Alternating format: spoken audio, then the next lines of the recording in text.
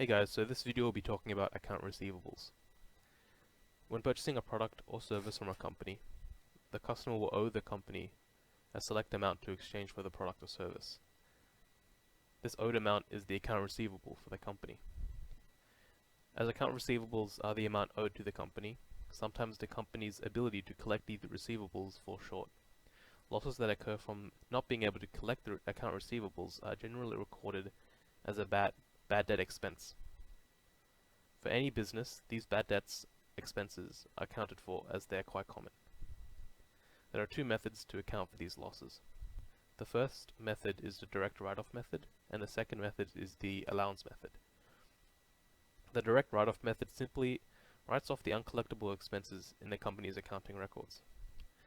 As simple as the direct write-off method is, the allowance method accounts for other matching principles, and thus will split the entries of the bad debt into two separate accounts. One of the entries will account for the allowance for doubtful debts, as the other will simply write it off. The doubtful debts account will increase until the receivables are deemed uncollectible by the company. To illustrate the allowance method, let's go through an example.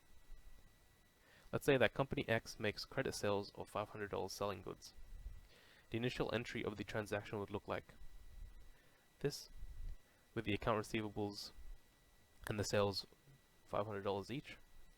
Due to the circumstances of company X, now deems that an estimation of $200 is uncollectible until the next financial year. The allowance method will then change the entry to bad debt expense and allowance for doubtful debts for $200 each.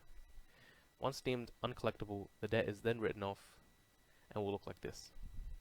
The allowance for doubtful debts was $200 and account receivables $200.